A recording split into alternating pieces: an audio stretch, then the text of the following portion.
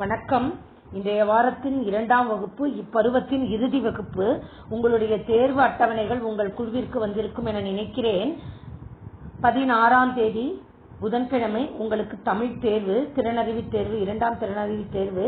இதற்கு முதல் பருவம், 2ஆம் பருவம், அதாவது இயல் 1லிருந்து 6 வரை உள்ள அனைத்து செய்யுள்கள், உரைநடை, துணைப்பாடம், இலக்கணம், பாடப்பயிற்சிகள் அனைத்தும் உண்டு. அதனால உங்களுக்கு கட்டாயமா நீங்க அனைத்தையும் படிக்கணும். சென்ற பருவத்தினுடைய உங்களுக்கு கிடைக்கலனா you get the guide from outside. ஏன்னா திரும்பியும் அதோட எல்லா ஆன்சர்ஸும் உங்களுக்கு என்னால அனுப்ப முடியாது.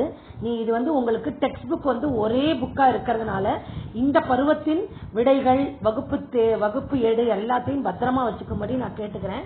ஏன்னா 3வது பருவத்தப்போ 3 இயலையும் சேர்த்துதான் உங்களுக்கு எக்ஸாம் இருக்கும். ஏன்னா 8th sometime public exam announce பண்ணா அது நீங்க 9th ஸ்டாண்டர்ட் போறதுக்கு இந்த எக்ஸாம் ஒரு உதவியா இருக்குங்கிற கண்ணோட்டத்துல தான் நாங்க அந்த மாதிரி சொல்றோம். அதனால முதல் 6 இயலும் இருக்கணும். முதல் பருவத்தோடது, அதாவது நாங்க முதல் 3 இயல் எடுத்தது உங்களுக்கு இல்லைன்னா நீங்க உங்க ஃப்ரெண்ட்ஸ் கிட்ட இருந்து ஆன்சர்ஸ் எல்லாம் வாங்கிக்கோங்க. அதுல மெயினா நீங்க இலக்கணம், செய்யுள் எல்லாமே படிச்சுக்கோங்க. முதல் இயல்ல இருந்து துணைப்பாடம் மட்டும் வேண்டாம், அது மட்டும் விட்டுருங்க. துணைப்பாடம்லாம் இந்த 4, 5, 6ல இருக்கிற துணைப்பாடம் ஏதாவது 2 படிச்சுக்கோங்க. அனைத்தையும் உங்கள் குழுவிற்கு நான் இன்னைக்கு அனுப்பிச்சிருக்கேன். உங்களுக்கு மதிப்பெண்கள் ஜாஸ்தியா வர்றதுனால நிறைய போர்ஷன் இருக்கறனால லெட்டர் ரைட்டிங்கும் அனுப்பிச்சிருக்கேன். அந்த 2 லெட்டர் ரைட்டிங்ல ஏதாவது ஒண்ணு நீங்க நல்லா தரவா படிச்சுக்கோங்க. இவ்வளவுதான் நான் உங்களுக்கு ஹெல்ப் பண்ண முடியும். அதனால நீங்க தயவு செய்து இன்றையில இருந்து படிக்க ஆரம்பிங்க. ரொம்ப லேட் பண்ணாதீங்க. டைம் ரொம்ப ஷார்ட்டா இருக்கு. அவ்வளவுதான். விளையாட்டை எல்லாம் கொஞ்சம் மூட்டை கட்டி வச்சுட்டு தயவு செய்து படிக்குமாறு கேட்டுக்கொண்டு இந்த வகுப்பை தொடங்குகிறேன். முதலில் இயல் 4 கல்வியே அழகே அழகு, கற்றோர்க்கு கல்வி நலனே கலனல்லால் மற்றோர் அணிகலம் வேண்டாவாம், முற்ற முழுமணி பூணுக்கு பூண் வேண்டா யாரே அழகுக்கு அழகு சேர்ப்பர்.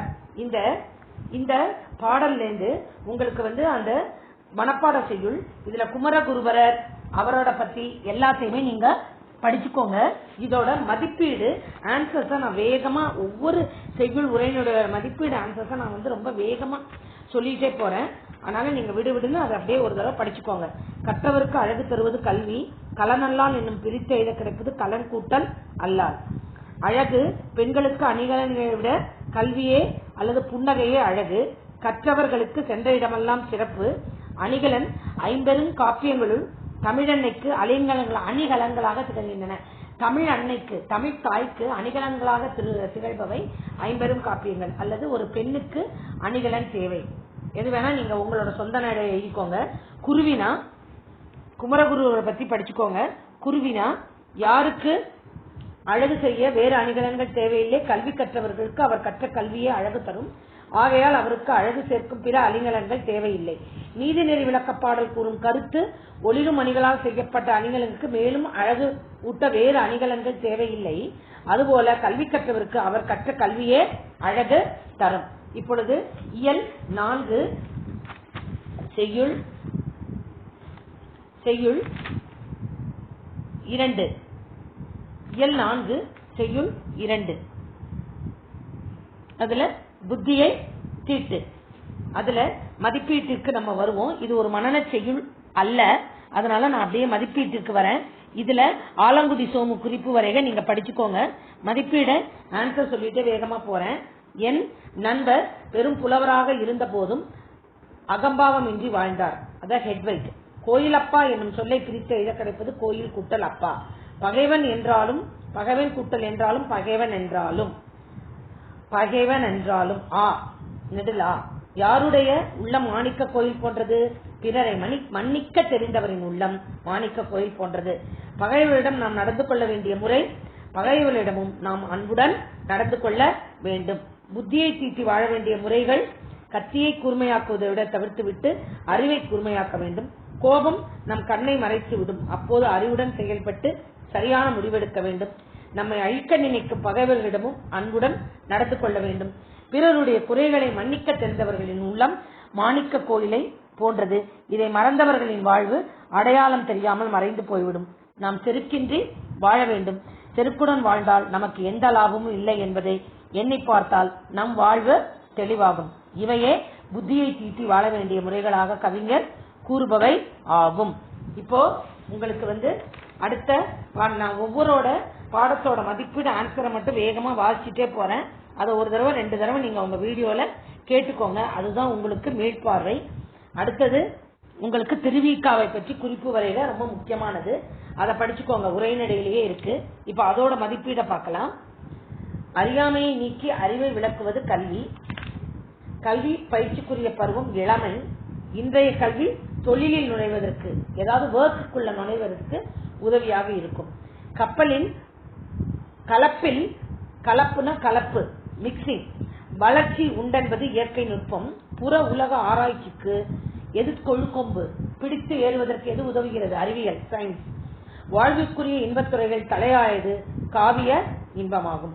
பொறுத்துக இயற்கை ஓவியம், பத்துப்பாட்டு, இயற்கை தவம், சிந்தாமணி, இயற்கை பரிணாமம், கம்பராமாயணம், இயற்கை அன்பு, பெரிய புராணம். குருவினா இன்றைய கல்வியின் நிலை பற்றி திருவிக்கா. இந்நாளில் கல்வி என்பது பொருளற்று கிடைக்கிறது. குறிப்பிட்ட பாடங்களை நெற்று செய்து தேர்வில் தேறி பட்டம் பெற்று ஒரு தொழிலில் நுழைவதற்கு கல்வி ஒரு கருவியாக பயன்படுகிறது. நாளடைவில் அக்கல்விக்கும் வாழ்விற்கும் தொடர்பில்லாமல் போகும் என்பதே இன்றைய கல்வியின் நிலை என திருவிக்கா கூறுகிறார். தாய்நாடு என்னும் பெயர் எவ்வாறு பிறக்கிறது? நாம் தமிழ் மக்கள் நாம் நமது தாய்மொழி வாயிலாக கல்வி பெறலே சிறப்பு. அதுவே இயற்கை முறை. முதலில் தாய்மொழி வாயிலாக கல்வி பயிலுதல் வேண்டும். தாய்நாடு என்னும் பெயர் தாய்மொழியை கொண்டே பிறக்கிறது. திருவிக்கா சங்க புலவர்களாக குறிப்பிடுவர்களின் பெயர்கள் இளங்கோ, திருத்தக்க தேவர், திருஞான சம்பந்தர், ஆண்டாள், சேக்கிழார், கம்பர் மற்றும் பரஞ்சோதி. தமிழ் கல்வி பற்றி திருவிக்கா கூறுவதை பற்றி அந்த பேராகிராஃப் முள்ளும் படிச்சுக்கோங்க. அறிவியல் கல்வி கட்டாயம் வரும், அதையும் படிச்சுக்கோங்க. அடுத்தது நெடுவினா காப்பிய கல்வி குறித்து அது மட்டும் ஹிண்ட் தரேன். வாழ்விற்குரிய இன்பத்துறைகளுள் காவிய இன்பம் ஒன்று, அது தலையானது என்று கூறலாம். நாம் தமிழர்கள் நாம் பாட்டின்பத்தை நுகர வேண்டும். நாம் தமிழ் இலக்கியங்களுள் அன்றோ செல்ல வேண்டும். தமிழ் இலக்கியங்கள் பல இருக்கின்றன. இயற்கை ஓவியம், பத்துப்பாட்டு, இயற்கை இன்பகலம், கலித்தொகை, இயற்கை வாழ்வில்லாம், திருக்குறள், இயற்கை இன்ப வாழ்வு நிலையங்கள், சிலப்பதிகாரமும் மணிமேலையும், இயற்கை தவம், சிந்தாமணி, இயற்கை பரிணாமம், கம்பராமாயணம், இயற்கை அன்பு, பெரிய புராணம், இயற்கை இறையருள், தேவார, திருவாசக மொழிகள். இத்தமிழ் கருவூலங்களை உண்ண உள்ளம் செல்லும் இன்ப அன்பை சொல்லால் சொல்ல இயலாது. இளைஞர்களே, தமிழ் இளைஞர்களே, பிறர்க்கரிய இன்ப நாட்டில் பிறக்கும் பேறு பெற்றிருக்கிறோம் நாம். எனவே இந்த சிறந்த இன்பம் இவ்வுலகில் உண்டோ? தமிழ் காப்பியங்களை படியுங்கள், இன்பம் நுகருங்கள். இதுல 10 பாட்டு, 8 தொகை, 15 கீழ்கணக்கில் அட்லீஸ்ட் 5 நீங்க படிக்க கட்டாயம் கத்துக்கோங்க. நாடக கல்வியை பற்றி ஒரு ஹிண்ட். திருவிக்கா நாடக கல்வியில வாழ்விற்கு வேண்டா என்று யான் கூறேன். இடைக்காலத்தில் நாடக கலையால் தீமை விளைந்த போது அதை சிலர் அழிக்க முற்பட்டது. இப்போதைய நாடகம் நன்னிலைமையில் உள்ளால் அதை நாம் ஏற்றுக்கொள்ள வேண்டும். அதை விளக்க தேவையில்லை. அந்த நாடகத்தை பற்றி படிச்சுக்கோங்க. அடுத்தது ஆந்திர குடிப்பெருத்தல் கற்றை நான் அனுப்பிச்சிருக்கேன், நீங்க படிச்சுக்கோங்க. கற்றையெல்லாம் இந்த ஷார்ட் டைம்ல எனக்கு சொல்லித்தர முடியாது. இப்போ இயல் 4ஓட இலக்கணம், வேற்றுமை, இலக்கணத்துல எதையும் ஒமிட் பண்ணாதீங்க, எல்லாத்தையுமே நீங்க படிங்க. பெயர் சொல்லின் பொருளை மதிப்பீடு மட்டும் நான் ரீட் பண்ணிட்டு போறேன். பெயர் சொல்லின் பொருளை வேறுபடுத்துவது வேற்றுமை, 8ஆம் வேற்றுமை வெளி வேற்றுமை, உடனிகழ்ச்சி பொருளில் வருவது 3ஆம் வேற்றுமை, அறத்தான் வருவே இன்பம் இத்தொடரில் 3ஆம் வேற்றுமை வந்துள்ளது. மலர் பானை வனைந்தாள், பானையை வனைந்தாள் என்பது ஆக்கள் சொல்லிலே குறைக்கிறது. பொறுத்துக 3ஆம் வேற்றுமை மண்ணால் குதிரை செய்தான். 4ஆம் வேற்றுமை ராமனுக்கு தம்பி இலக்குவனன். 5ஆம் வேற்றுமை ஏவுதல் கலையில் சிறந்தவன் ஏகலைவன். 6ஆம் வேற்றுமை பாரியினது தேர். எழுவாய் வேற்றுமை முதல் வேற்றுமை எழுவாய் வேற்றுமை. இதுக்கு உருவுகள் இணையாமல் எழுவாய் தனித்து நின்று இயல்பான பொருளை தருவது. இதற்கு உருவு கிடையாது. எடுத்துக்காட்டு பாவை வந்தாள். 4ஆம் வேற்றுமை உருபு கூ. இது கொடை, பகை, நட்பு, தகுதி, அதுவாதல், பொருட்டு, முறை, எல்லை ஆகியவற்றில் வரும். இதை தவிர 2ஆம் வேற்றுமை 3ஆம் வேற்றுமை படிச்சுக்கோ, எது வேணா வரும். ஐயாவுக்கு இன்னது கண், அதை ஞாபகம் வச்சுக்கோ. உடனிகழ்ச்சி பொருள் என்றால் என்ன? கட்டாயம் வரும். ஒடு, ஓடு ஆகிய 3ஆம் வேற்றுமைகள் உடனிகழ்ச்சி பொருளில் வரும். தாயோடு குழந்தை சென்றது, அமைச்சரோடு அலுவலர்கள் சென்றனர். இருவர் சேர்ந்து செய்கின்ற செயலை குறிப்பிடும் பொழுது ஒடு, ஓடு என்ற சொற்களை பயன்படுத்துவர். இதுவே உடனிகழ்ச்சி பொருள் எனப்படும். அவ்வளவுதான். வேற்றுமை என்பதாவது பெயர் சொல்லை பொருளை வேறுபடுத்துவது வேற்றுமை. வேற்றுமை எத்தனை படும்? 8. முதலில் இருந்து 8 வரை. முதல் வேற்றுமை எழுவாய் வேற்றுமை, அதற்கு உருவு கிடையாது. இரண்டாம் வேற்றுமை உருபு என்ன, இரண்டாம் வேற்றுமை சான்றுகள் படிச்சுக்கோ. கருத்தா பொருள், கருத்தா பொருள் ஏவுதல் கர்த்தா ஏற்றுதல் கர்த்தா என இருவகைப்படும். ஏவுதல் கர்த்தா பிறரை செய்ய செய்வது, இயற்றுதல் கர்த்தா கரிகாணனால் கல்லணை கட்டப்பட்டது, இயற்றுதல் கர்த்தா தானே செய்வது. திருக்குறள் திருவள்ளுவர் திருக்குறளை இயற்றினார். அப்போ அதெல்லாம் படிச்சுக்கோ. ஏழாம் வேற்றுமை, எட்டாம் வேற்றுமை. ஏழாம் வேற்றுமையின் உருவு கண், ஆறாம் வேற்றுமையின் உருவுகள் அது ஆது அ என்பன. ராமனது வில் நண்பனது கை, இது ஆறாம் வேற்றுமை. ஐந்தாம் வேற்றுமை இன் இல் நீங்கள் ஒப்பு எல்லை எது ஆகிய பொருள்களில் வரும். இதெல்லாம் கட்டாயமா நீங்க படிக்கணும், இலக்கணத்தை ஒமிட் பண்ணாத. Now we move on to இயல் 5. உங்களை பொறுத்த வரைக்கும் இயல் 5 திருக்கேதாரம். இது கேதாரநாத்தை பத்தி நம்மளுக்கு கொடுக்கப்பட்டுள்ளது. இது மனன செய்யுள் அல்ல என நினைக்கிறேன். அதனால நம்ம பாடப்பயிற்சிகளை பார்த்துட்டு நம்ம அப்படியே மூவ் பண்ணிக்கலாம். இது மனப்பாட செய்யுள் அல்ல. மதிப்பீட்டிற்கு நம்ம வருவோம். காட்டிலிருந்து வந்த டேஷ் கரும்பை தின்றன. வேளம்னா யானை. கனகச்சுனை என்பது கனகம் கூட்டல் சுனை, முழவு கூட்டல் அதிர முழவதிர. இது மதிப்பீடு பகுதி. குருவினா தமிழ் இசையோடு இணைந்து இசைக்கும் இசைக்கருவிகளோ சுந்தரர், புல்லாங்குழல், முழவு. திருக்கேதாரம் சுந்தரர் எவ்வாறு வர்ணனை செய்கிறார், அந்த பாடலின் பொருள் அனைத்தையும் நீங்க கட்டாயமா படிக்க வேண்டும். இயல் 5 செய்யுள் 2. செய்யுள் 2 அது ஒரு மனன செய்யுள். எளிமையா இருக்கனால கட்டாயம் இதை படிச்சுக்கோ. ஆற்றுதல் என்பது ஒன்று, அளந்தவருக்கு உதவுதல். போற்றுதல் என்பது புணர்ந்தாரை பிரியாமை. பண்பு எனப்படுவது பாடறிந்து ஒழுகுதல். அன்பு எனப்படுவது தன்கிளை செராமை. அறிவு எனப்படுவது பேதையார் சொல் தோன்றல். செறிவு எனப்படுவது கூறியது மறாமை. நிறை எனப்படுவது மறைப்பிறர் அறியாமை. முறை எனப்படுவது கண் ஓடாது உயிர் வவ்வல். பொறை எனப்படுவது போற்றாரை பொறுத்தல். இது சிறந்த செய்யுள். ஆக்சுவலா இதை படிச்சீங்கனாலே இதோட பொருளை நம்ம எழுதிடலாம். இது நெடுவினாவுக்கு கட்டாயம் இந்த பொருள் வரும். இதுல உங்களுடைய பாடப்பகுதி மதிப்பீடு பசியால் வாடும் டேஷ் உணவளித்தல் நமது கடமை. அளந்தவருக்கு நம்மை டேஷ் பொறுத்து கொள்ள வேண்டும், இகழ்வாரை பொறுத்து கொள்ள வேண்டும். மறைப்பொருளை காத்தல் டேஷ் எனப்படும், நிறை எனப்படும். பாடறிந்து என்னும் சொல்லை பிரித்து எழுத கிடைப்பது பாடு கூட்டல் அறிந்து. முறை கூட்டல் எனப்படுவது முறை எனப்படுவது. தயவுசெய்து இதெல்லாம் படிச்சுக்கோ. அவ்வளவுதான் நான் சொல்லுவேன். தயவுசெய்து இந்த பாடங்களை எல்லாம் நீங்கள் படிக்குமாறு தாழ்மையுடன் கேட்டுக்கொள்கிறேன். இப்போ அடுத்த குருவினா பண்பு அன்பு. பண்பு எனப்படுவது சான்றோர் காட்டிய வழி. அன்பு எனப்படுவது உறவினர்களோடு நாம் வெறுப்பின்றி வாழ்தலை குறிக்கும். முறை பொறை. கலித்தொகை என்ன சொல்லுது? நீதிமுறை எனப்படுவது குற்றம் செய்தோருக்கு உரிய தண்டனை. பொறுமை எனப்படுவது தம்மை இகழ்வாரை பொறுத்திருத்தல். திருவினா நமக்கு இருக்க வேண்டிய பண்பு நலன்கள், அந்த பாடலின் பொருள் அனைத்தும் இது முக்கியம். ஆக்சுவலா அது நெடுவினாவுக்கு வரத்துக்கு சான்சஸ் இஸ் தேர். அதனால படி. புரியுதா? கலித்தொகை 8 தொகை நூல்களில் கலிப்பா என்னும் பாவகையால் ஆன நூல் கலித்தொகை. கலிப்பா என்னும் பாவகையால் பாடப்பட்டது. கலித்தொகையை தொகுத்தவர் நல்லத்துவனார் இயற்றிய பிரிவு நெய்தற்களி. சான்றோர் கோட்டிய வழியில் நடத்தல் பண்பு. பாதுகாத்தல் என்பது அன்புடையோரை பிரியாது வாழ்தல். வறியவர்களுக்கு உதவி செய்தல் என்பது இல் வாழ்வு.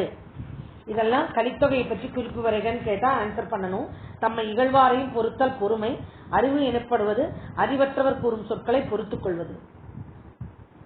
புரியுதா? ஆற்றுதல் போற்றுதல். கலித்தொகை கூறுவது இல்வாழ்வு என்பது வறியவருக்கு உதவி செய்தல். பாதுகாத்தல் என்பது அன்போடுவரை பிரியாது வாழ்தல். அறிவு செறிவு. அறிவு எனப்படுவது அறிவற்றவர் கூறும் சொற்களை பொறுத்தல். செறிவு எனப்படுவது முன் சொன்ன வாக்கை மறுக்காமல் காப்பாற்றுதல். இப்ப அடுத்தது உரைநடை. அதாவது இயல் 5 உரைநடை. நாட்டுப்புற கைவினை கலைகள். இது ரொம்ப முக்கியமா. இதுல என்னென்ன நாட்டுப்புற கலைகள், என்னென்ன மூங்கிலால் என்ன செய்யப்படுகிறது எல்லாமே படிக்கணும். மதிப்பீடை மட்டும் நான் உங்களுக்கு சொல்லிட்டு மூவாரன். பழந்தமிழ் இலக்கியங்களை பாதுகாத்து வைத்தவை பனையோலைகள். பானை வனைதல் ஒரு சிறந்த கலை, மரபு தொடரது. பானைய செஞ்சாங்கன்னு சொல்றது கொலோக்கியல். மட்டுமல்ல, மட்டும் கூட்டல் அல்ல, கயிறு கூட்டல் கட்டில் கயிற்று கட்டில். ஓகே. முழுவதும் தொழிலாளி நாள் முழுவதும் உழைப்பார். சொற்றொடர் அமைக்க ரொம்ப முக்கியம். உங்களுக்கு கொடுத்துக்கப்பட்டுள்ள ஆக்டிவிட்டி ஷீட்ல இந்த பயிற்சிகள் எல்லாம் நான் சொல்லவே இல்லை. அதனாலதான் நான் ரீட் பண்ணி காமிக்கிறேன். உங்களுக்கு கொஸ்டின் ஆன்சர், அப்புறம் நெடுவினா, இலக்கண வினா விடை, அடிப்பிரலாமல் எழுதுக, கட்டுரை, கடிதம், துணைப்பாட கட்டுரை, இது மட்டும்தான் உங்களுக்கு ஒர்க் ஷீட்டா நான் கொடுத்துருக்கேன். மீதி எல்லாமே இலக்கண பயிற்சிகள் அனைத்தும் நான் வாசித்து காமிக்கிறத நீங்க உங்க புக்கை பார்த்து படிச்சுக்கோங்க. அழகுக்காக, முகத்தின் அழகுக்காக இயற்கை களிம்புகளை மட்டும் பயன்படுத்தலாம். பூசுறாங்க இல்லையா, கிரீமு, ஈமு, லோஷன்லாம், அதெல்லாம் மட்டுமல்லாமல் புயல் காற்று வீசியதில் செடி கொடிகள் மட்டுமல்லாமல் மரங்களும் வீழ்ந்தன. முன்பெல்லாம் ஏன்ஷியன்ட் டைம் மாணவர்களுக்கு முன்பெல்லாம் ஓடி விளையாடுவதற்கு நேரம் இருந்தது. இப்போ இந்த மாதிரி பேண்டமிக் பீரியட்ல அது கூட நம்மளால வெளியில போக முடியல. அது உண்மையே. எவற்றையெல்லாம் கைவினை கலைகள் என கூறுகிறோம்? முக்கியமான கொஸ்டின். அது எல்லாமே இதுக்கோ. மண்பாண்டங்கள், மூங்கில் கொண்டு பொருள் செய்தல், வரிசையா இருக்கே, பனையோலை, பிரமினால் பொருள்கள், மண் பொம்மைகள், மரபொம்மைகள், காகித பொம்மைகள், தஞ்சாவூர் தட்டு, சந்தன மாலை, ஏலக்காய் மாலை செய்தல், மாட்டுக்கொம்பு, சங்கு, கிளிஞ்சல் போன்றவற்றால் பொருள்களை உருவாக்குதல். மண்பாண்டம் செய்தல், சுடுமண் சிற்பம், களிமண்ணுடன் மெல்லிய மணல், சாம்பல் ஆகியவற்றை கலந்து மண்பாண்டம் செய்வாங்க. களிமண்ணால் செய்யப்பட்டு சூளையில் சுட்டு எடுக்கப்படுவது சுடுமண் செப்பு. பனையோலையால் உருவாக்கப்படும் பொருள் படிச்சோ. பிரம்பு, மூங்கில், இதெல்லாம் அந்த பேராகிராஃப் படிச்சுக்கோ. எல்லாத்தையும் ரீட் பண்றதுக்கு டைம் கிடையாது. நெடுவினா கைவினை கலைகள் பற்றிய செய்திகள்னா எல்லாத்துலயும் முக்கியமான 2 பாயிண்ட். அதாவது மண்பாண்டம் செய்தல், சுடுமுன் சிற்பங்கள், மூங்கில் கலை, கோரைப்பாய், பனையோலை, பிரம்பு கலை, இதெல்லாம் கைவினை தொழில்கள். இத பத்தி 2 லைன்ஸ் எழுதணும். அதுதான் நெடுவினா. பல வகை பொருட்கள், இது தவிர என்ன சொல்றாங்கன்னு சொல்லி ஒரு கட்டுரை மாதிரி எழுதுறதுக்கு பழகிக்கோங்க. இப்போ இதை தவிர களிமண்ணால் செய்யப்பட்ட பொருட்கள் என்ன? குடம், தோண்டி, கலயம், கடம், மூடி, உழக்கு, அகல், உண்டியல், அடுப்பு, தொட்டி. களிமண் எங்கெங்கு கிடைக்கும்? குளங்கள், ஆற்றங்கரைகள், வயல்வெளிகள் ஆகிய இடங்களில். சுடுமண்ணில் செய்யப்படும் சிற்பங்கள் மனித உருவங்கள், விலங்குகள், பறவைகள், பொம்மைகள், அலங்கார வடிவங்கள் என பல வகையான சிற்பங்கள் சுடுமண்ணில் செய்யப்படுகின்றன. பாயின் பயன்பாட்டினை பற்றி புறநானூறு கூறுவது முற்காலத்தில் பாய்மரக் கப்பல்களில் பாய் பயன்பட்டுள்ளது என்பதனை புறநானூறு பூங்கோடு மீப்பாய் களையாது என்னும் அடியில் குறிப்பிடுகிறது. பாய்களில் எவ்வளவு இடம்பெறுகின்றன? திருமணத்திற்கு பயன்படும் பட்டுப்பாய்கள், மணமக்கள் பெயர்கள் இடம்பெற்றிருக்கும் குத்துவிளக்கு, மயில், பூக்கள், வழிபாட்டு சின்னங்கள். பிரம்பில் செய்யப்படுவது கட்டில், ஊஞ்சல், நாற்காலி, மேசை, பூக்கூடை, பழக்கூடை, இடியாப்பத்தட்டு, அர்ச்சனை தட்டு, வெற்றிலை பெட்டி. பலவகையான பாய்களின் பெயர்கள் என்ன? குழந்தைகள் படுக்க வைப்ப தடுக்குப்பாய், உட்கார்ந்து உண்ண பந்திப்பாய், உட்காரவும் படுக்கவும் உதவுவது திண்ணைப்பாய், திருமணத்துக்கு பயன்படுத்துவது பட்டுப்பாய், இஸ்லாமியர் தொழிலுக்கு பயன்படுத்துவது தொழுகைப்பாய். நீ அறிந்த கைவினை கலைகள்: மண்பொம்மைகள், மரபொம்மைகள், காகித பொம்மைகள், தஞ்சாவூர் தட்டு, சந்தன மாலையும் ஏலக்காய் மாலை செய்தல், மாட்டு கொம்பினால் கலைப்பொருட்கள் செய்தல், சங்கு, கிழிஞ்சல் போன்றவற்றால் பொருள்களை உருவாக்குதல். ஆக மொத்தம் இது மிகவும் முக்கியமான பகுதி இந்த பாடத்துல. அதனால தயவு செய்து படிச்சுக்கோங்க. தமிழர் இசைக்கருவிகளை, காற்றுக்கருவிகள் குறித்து உங்களுக்கு நான் அனுப்பிச்சிருக்கேன். அதை தயவு செய்து முக்கியமா படிச்சுக்கோங்க. அது எஸ்ஏக்கு வரதுக்கு சான்சஸ் இருக்கு. துணைப்பாட கட்டுரை, தொகைநிலை, தொகாநிலை, தொடர், இலக்கணம், இயல் 5, தொகைநிலை, தொகாநிலை, தொடர் என்றால் என்ன? இதுல மதிப்பீடு பகுதிக்கு முதல்ல நம்ம வரலாம். அதை முடிச்சுட்டு கொஸ்டின் ஆன்சர்ஸை நான் எக்ஸ்பிளைன் பண்றேன். கிராமரை பொறுத்த வரைக்கும் புக்ல இருக்கிற கொஸ்டின்ஸ் மட்டும் படிக்காம கொஞ்சம் எக்ஸ்ட்ராவா படிக்குமாறு தாழ்மையுடன் கேட்டுக்கொள்கிறேன். சொற்களுக்கு இடையே வேற்றுமை உருவு மறைந்து வருவது வேற்றுமை தொகை. செம்மரம் என்னும் சொல் பண்பு தொகை. கண்ணாவா என்பது விழி தொடர். பொறுத்துக: பெயரச்ச தொடர் எழுதிய பாடல், வினையச்ச தொடர் பாடி முடித்தான், வினைமுற்று தொடர் வென்றான் சோழன், எழுவாய் தொடர் கார்குழலி படித்தாள், விழித்தொடர் புலவரே வருக. தொகைநிலை தொடர்கள் எத்தனை வகைப்படும்? அவையாவை. தொகைநிலை தொடர் 6 வகைப்படும். அவை வேற்றுமை, வினை, பண்பு, உவமை, உம்மை, அன்மொழி. இரவு பகல் என்பது எவ்வகை தொடர்? உம்மை தொகை. இத்தொடரில் இரவும் பகலும் என விரிந்து பொருள் தருகிறது. இதில் சொற்களின் இறுதியிலும் இடையிலும் என்னும் இடைச்சொல் மறைந்து வருவதால் இது உம்மை தொகை. அன்மொழி தொகை வேற்றுமை, வினை, பண்பு, உவமை, உம்மை ஆகிய தொகைநிலை தொடர்களுள் அவை அல்லாத வேறு பிற சொற்களும் ஒரு சொற்கள் இடையில மறைந்து வருவது தொகைநிலை, மறையாமல் வருவது தொகாநிலை. அதை மட்டும் புரிஞ்சுக்கோ. அல் கூட்டல் மொழி கூட்டல் தொகை பொற்றொடி வந்தால் அன்மொழி தொகை. பொற்றொடி பொன்னாலான வளையல் என்பது பொருள். வந்தால் என்னும் வினைச்சொல்லை தழுவி நிற்கும் பொழுது பொன்னாளாகிய வளையலை அணிந்த பெண் என்னும் பொருளை தருகிறது. இதில் ஆல் என்னும் மூன்றாம் வேற்றுமை உருவும் ஆகிய என்ற அதன் பயனும் மறைந்து வந்துள்ளது. ஆதலால் இது மூன்றாம் வேற்றுமை புறத்து பிறந்த அன்மொழி தொகை. ஆற்றல் உடையது வேற்றுமை தொகை. சுடுமண் வினைத்தொகை, சிற்றூர் பண்பு தொகை, வெற்றிலை பாக்கு வெற்றிலையும் பாக்கும் உண்மை தொகை, மலர்விழி மலர் போன்ற விழி உண்மை தொகை, மலர்விழி வந்தால் அன்மொழி தொகை. தொகாநிலை தொடர், கல்லூரி மாணவி மலர்விழி எழுவாய் தொடர், இளைஞர்களே தமிழ் இளைஞர்களே விழித்தொடர் கூப்புறமா இருக்கு. அது எட்டாவது வேற்றுமை உருவு விழி. என்கிறார் அடியார்க்கு நல்லார் வினைமுற்று, கட்டிய பெயரற்ற தொடர், தோன்றின கிளைத்தன வினையற்ற தொடர், தொடரை காட்டும் வேற்றுமை தொகைநிலை தொடர், மற்றொன்று இடைச்சொல் தொடர், மாநிலம் உரிச்சொல் தொடர், ஓடி ஓடி அடுக்கு தொடர். இப்போ சொற்கள் பல தொடர்ந்து நின்று பொருள் தருவது சொற்றொடர் அல்லது தொடர். தொகைநிலை தொடர் 6 வகைப்படும். இரு சொற்களுக்கு இடையில் வேற்றுமை உருவு மறைந்து வந்து பொருள் தருவது வேற்றுமை தொகை. காலம் கறந்த பெயரச்சம் இணைத்தொகை. ஓம உருவு மறைந்து வருவது ஓமைத்தொகை. தொகாநிலை தொடர் 9 வகைப்படும். இடைச்சொல் வெளிப்படையாக வருவது இடைச்சொல் தொடர். நனி நின்று என்பது உரிச்சொல். நன்று நன்று நன்று அடுக்கு தொடர். மந்தமானவன் பெயரச்ச தொடர். புழு பூச்சி உண்மை தொகை. சொற்கள் பல தொடர்ந்து பொருள் தருவது சொற்றொடர். வேற்றுமை தொகை விளக்குக வினைத்தொகை பண்புத்தொகை இருபெயரட்டு பண்புத்தொகை ஓமைத்தொகை. தொகாநிலை தொடர் எத்தனை வகைப்படும்? எழுவாய் தொடர், வினைமுற்று தொடர், வினையற்ற தொடர், இடைச்சொல் தொடர், அடுக்கு தொடர், விழித்தொடர், பெயரச்ச தொடர், வேற்றுமை தொகாநிலை தொடர், உரிச்சொல் தொடர். வினையற்ற தொடர் வினைச்சம் சொல் வினைமுற்றொல் கொண்டு முடிந்து இடையில் எச்சொல்லும் மறையாமல் வருவதுதான் தொகா நிலை தொடர்.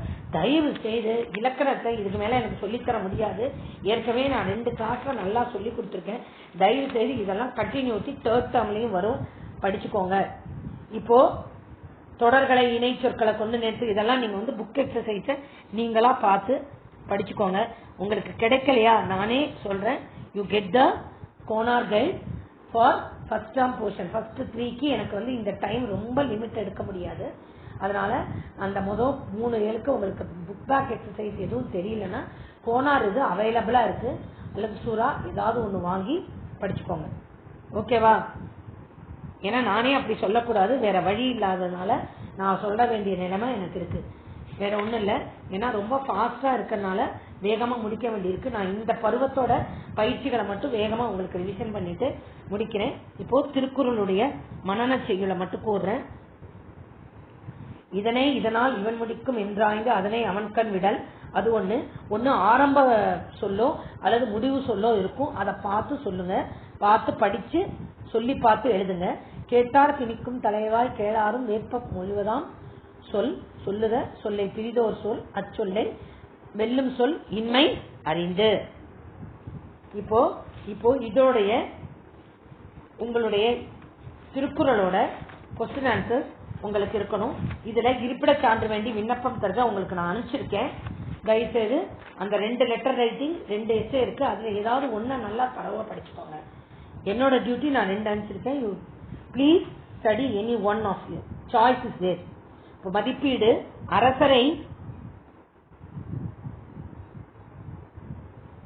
அரசரை அவரது குற்றமற்ற ஆட்சி காப்பாற்றும் சொல்வளமும் நற்பண்பும் உடையவர்கள் தாம் பேசும் அவையின் தகுதி அறிந்து பேச வேண்டும். கண்ணோடாது என்னும் சொல்லை பிரித்து எழுதக் கிடைப்பது கண் கூட்டல் ஓடாது. கசடர என்னும் சொல்லை பிரித்து எழுதக் கிடைப்பது கசடு கூட்டல் அற என்று கூட்டல் ஆய்ந்து என்றாய்ந்து. நன்மையை தரும் செயலை ஒருவிடம் ஒப்படைக்கும் வழி இச்செயலை இந்த வகையால் இவர் செய்து முடிப்பார் என்று ஆராய்ந்து அச்செயலை அவரிடம் ஒப்படைக்க வேண்டும். சிறந்த ஆட்சியின் பண்பாக திருக்குறள் கூறுவது எதையும் நன்கு ஆராய்ந்து ஒரு பக்கம் சாயாது நடுவுநிலையில் நின்று நடத்துவதே சிறந்த ஆட்சியாகும். அரசன் தண்டிக்கும் முறை ஒருவர் செய்த குற்றத்தை முறையாக ஆராய்ந்து அவர் மீண்டும் குற்றம் செய்யாதவாறு தண்டிப்பது அரசனின் கடமையாகும். இதுவே அரசன் தண்டிக்கும் முறையாகும். சிறந்த சொல்லாற்றலின் இயல்பு கேட்பவரை தன்வயப்படுத்தும், கேளாதவரை கேட்க தூண்டும் சிறந்த சொல்லாற்றலின் இயல்பு ஆகும். இப்பொழுது இறுதி இது இயல் 6. இதுல செய்யுள் உரைநடை மட்டும் சொல்றேன். செய்யுள் உரைநடை துணைப்பாடம் உங்களுக்கு நான் எடுத்து இப்ப அனுப்பிச்சிருக்கேன். உங்களுடைய 2ஆம் வகுப்புல 1 வகுப்புல பாத்துக்கோங்க. இப்போ இதனுடைய மதிப்பீடு. தோட்டத்தில் தம்பி ஊன்றிய வித்துக்கள் எல்லாம் உழைத்தன. என் நண்பன் செய்த தொழில் அவனுக்கு வாரி பெருகிற்று. அக்களத்து ஆ கூட்டல் களத்து கதிர் கூட்டல் இன கதிரீன. குருவினா பயிர்கள் வாட்டமின்றி கிளைத்து வளர தேவையானது தகுந்த காலத்தில் பொழியும் மழை. உழவர்கள் இப்போது ஆரவார ஒலி எழுப்புவர். நெற்போரினை அடித்து நெல்லினை கொள்ளும் காலத்தில் உழவர்கள் ஆரவார ஒலி எழுப்புவர். உழவு தொழில் பற்றி தகடூர் யாத்திரை கூறுவது. அவங்களுடைய அந்த புல் பொருளையும் படிச்சுக்கோங்க. புரியுதா? யானர் என்பதன் பொருள் புது உருவாய். தகுந்த காலத்தில் பொழிவதால் பயிர்கள் வாட்டமின்றி கிளந்து வளரும். உழவர்கள் எழுப்பும் ஆரவார ஒலியால் அஞ்சி பரப்பவை நாரை இனங்கள். தகடூர் இன்று தர்மபுரி என அழைக்கப்படுகிறது. தகடூர் யாத்திரையின் சில பாடல்கள் புறத்திரட்டு என்னும் தொகுப்புகளில் உள்ளது. ஆசிரியர் பெயர் அறிய முடியாதது. இந்நூல் முழுமையாக கிடைக்கவில்லை. சில பாடல்கள் புறத்திரட்டு என்னும் தொகுப்புகளில் உள்ளது. இப்பொழுது இயல் 6 மழைச்சோறு பாடல். இது உங்களுக்கு மனன செய்யுள் அல்ல. ரெண்டுமே உங்களுக்கு மனன பாடல் கிடையாது இயல் 3ல. அதனால மழைச்சோறுவை பற்றி உங்களுக்கு அந்த பாடப்பயிற்சிகளுக்கு வருவோம். கனத்த மழை என்னும் சொல்லின் பெயர் பெருமழை. வாசல் கூட்டல் எல்லாம், வாசல் எல்லாம் பெற்றெடுத்தோம், பெற்று கூட்டல் எடுத்தோம், கால் கூட்டல் இறங்கி கால் இறங்கி. மழைச்சோர் பாடலில் உணரப்படும் வேதனை என்ன? மழை பெய்யாததால் செடி கொடிகள் வளரவில்லை, உழவர்கள் பசி தீரவில்லை, மழை இல்லாததால் கலப்பையை பிடிக்க இயலவில்லை, ஏற்றம் இறைக்க இயலவில்லை. இவற்றை எண்ணி உழவர்கள் மனம் சோர்ந்து மனம் ஏங்கி வேதனையுற்றனர். ஊரை விட்டு செல்ல காரணம் உழவர்கள் மழையை வேண்டி வழிபாடு செய்கின்றனர். அதன் பிறகும் மழை பெய்யாததால் ஊரை விட்டு செல்கின்றனர். கோலம் கரையாத நிலை. வாளியில் பச்சரிசி மாவை கரைத்து வாசல் முழுவதும் கோலம் போட்டனர். கொள்ளை மழை பெய்யாததால் கோலம் கரையவில்லை. பானையில் மாவை கரைத்து பாதையெல்லாம் கோலம் போட்டனர். கொள்ளை மழை பெய்யாததால் கோலம் கரையவில்லை. கல்லில்லாத காட்டில் கடலை செடி போட்டனர். முள்ளில்லாத காட்டில் முருங்கை செடி போட்டனர். அதனால் செடிகள் வாடிய நிலை. முத்து போன்ற மழை பெய்யாததால் அவையெல்லாம் வாடின. மழைச்சோறு எடுத்த பின் எவ்வாறு மழை பெய்தது? நிலத்தில் ஊசி போல நிலத்தில் இறங்கி உலகம் முழுவதிலும் மழை பெய்தது. சிட்டு குருவி போல் மின்னல் மின்னி உலகெங்கும் பொழிந்தது. உலகெங்கும் மழை பெய்தது. இதெல்லாம் மழையை பற்றியது. அடுத்தது இயல் 6 உரைநடை கொங்கு நாட்டு வணிகம். மிக மிக மிக முக்கியமான பாடப்பகுதி. தயவு செய்து நல்லா படிங்க. வன்புகள் மூவர் தன்பொழில் வரைப்பு என்று குறிப்பிடும் நூல் தொல்காப்பியம். சேரர்களின் தலைநகரம் வஞ்சி. பழங்காலத்தில் விளையை கணக்கிட அடிப்படையாக அமைந்தது நெல். ஆண்பொருணை என்று அழைக்கப்படுமாறு அமராவதி. வீட்டு உபயோகப் பொருட்கள் தயாரிக்கும் தொழிற்சாலைகள் நிறைந்த மாவட்டம் கோயம்புத்தூர். மாங்கனி நகரம் சேலம். ஜுங்குடி சேலைகளுக்கு சின்னாளம்பட்டி. சேரர்களின் நாடு குடகு. பின்னலாடை நகரம் திருப்பூர். மூவேந்தரின் காலம். தொல்காப்பியம் சங்க இலக்கியமும் தமிழகத்தை சேர சோழ பாண்டியருக்கு உரிதாக கருதின. வன்புகள் மூவர் தன்பொழில் வரைப்பு என்று தொல்காப்பியம் குறிப்பிடப்பட்டுள்ளது. மூவேந்தரின் காலத்தை வரையறுத்து கூற முடியவில்லை. வால்மீகி ராமாயணம், மகாபாரதம், அர்த்தசாஸ்திரம், அசோகர் கல்வெட்டு ஆகியவற்றில் மூவேந்தர்கள் குறித்த செய்திகள் இடம்பெற்றுள்ளதால் இவர்கள் பன்னெடுங்காலத்திற்கு முற்பட்டவர்கள் என்பதை அறியலாம். கொங்கு நாட்டில் பாயும் ஆறுகள் காவிரி, பவானி, நொய்யல், அமராவதி என்கின்ற ஆண் பொருணை. தமிழ்நாட்டின் ஆளந்து முக்கியமான கொஸ்டின். திண்டுக்கல். இங்கு நெல், சோளம், திணை வகைகள், வாழைப்பழம், காய்கறிகள் போன்றவை விளைவிக்கப்படுகின்றன. மலர் உற்பத்தியில் முதலிடம் வகிக்கிறது. Kongu Mandala Sathagam. Very important question. Kongu Mandala Sathagam கார்மேக கவிஞரால் இயற்றப்பட்டது. வடக்கே பெரும்பாலை, தெற்கே பழனிமலை, மேற்கே வெள்ளிமலை, கிழக்கே மதுர்க்கரை. இன்றைய நீலகிரி, கோயம்புத்தூர், திருப்பூர், ஈரோடு, நாமக்கல், திண்டுக்கல் ஆகிய மாவட்டங்கள் இதற்குள் அடங்கும். பாரும் ஆறுகள் காவிரி, பவானி, நொய்யல், அமராவதி என்கிற ஆண்பொருணை. கரூர் மாவட்ட செய்திகள் அதிலிருந்து எடுத்துக்கோ. கொங்கு நாட்டின் உள்நாட்டு வெளிநாட்டு வணிகத்தை முக்கியமா படிச்சுக்கோ.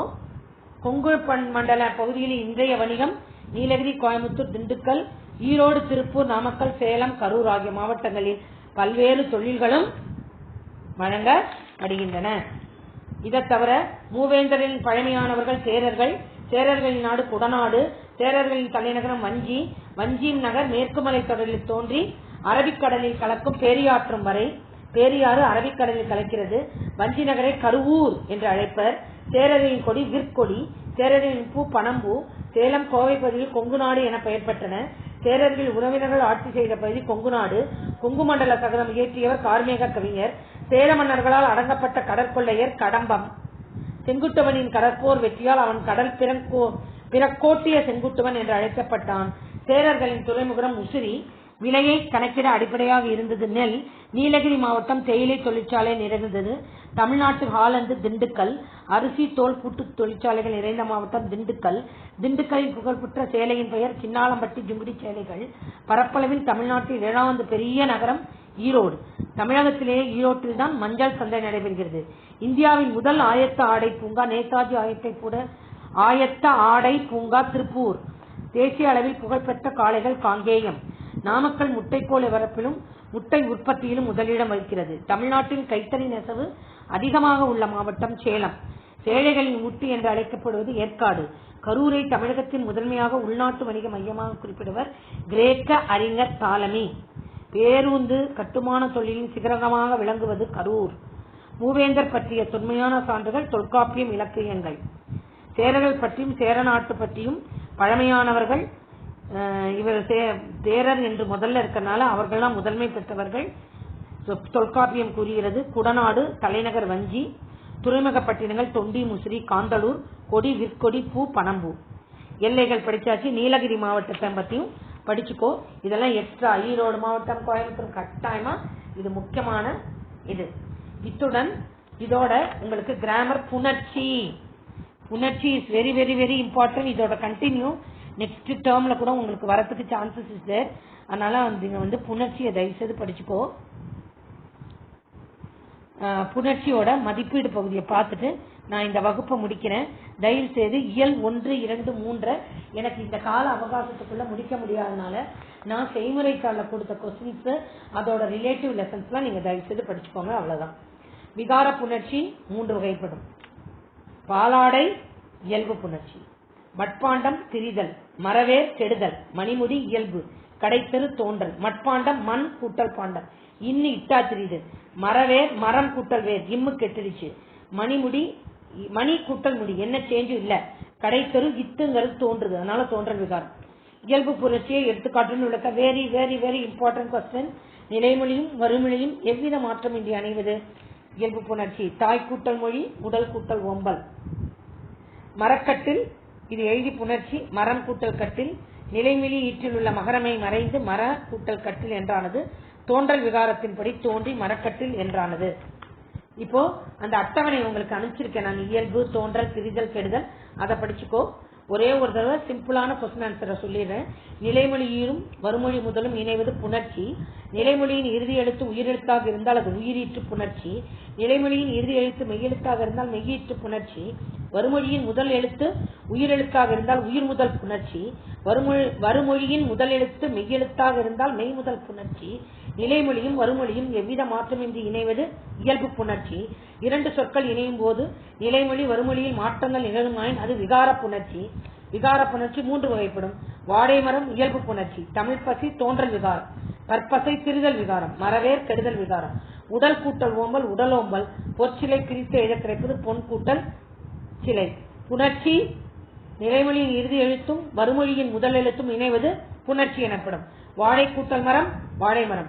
புணர்ச்சி 2 வகைப்படும். இயல்பு விகாரம். 2 சொற்கள் இணையும் போது நிலைமொழியிலோ வறுமொழியிலோ அல்லது இரண்டிலோமோ மாற்றங்கள் நிகழுமாயின் அது விகார புணர்ச்சி எழுதப்படும். விகார புணர்ச்சி தோன்றல் திரிதல் கெடுதலில் வரும். இதோட இலக்கண பயிற்சி முடிஞ்சது. நான் உங்களுக்கு இயல் 4, 5, 6 பாடப்பயிற்சிகள் அதோட வினா விடைகள் அனைத்தையும் உங்களுக்கு ரிவிஷன் கொடுத்துட்டேன். நான் கொடுத்த செய்முறை தாள்ல இருக்கிற அந்த 1, 2, 3 ஆன்சர்ஸ் நீங்க உங்க கிளாஸ் ஒர்க்கை பார்த்து படிங்க. உங்கள் தேர்விற்கு என்னுடைய வாழ்த்துக்கள். கடுமையாக உழையுங்கள். ஏன்னா உங்களுக்கு பேப்பர் லென்த்தியா இருக்கும். அடுத்த டேர்மோடதையும் சேர்ந்து நீங்க எண்ட் ஆஃப் த இயர் எழுத வேண்டியிருக்கும். அதனால எந்த ஒரு நோட் புக்கையும் மிஸ் பண்ணிடாதீங்க. கட்டுரைய ஒரே ஒரு குழு மட்டும் தரேன். 2 கட்டுரையில 1 படிங்க, 2 கடிதத்துல 1 படிங்க. நன்றி, வணக்கம். All the best students.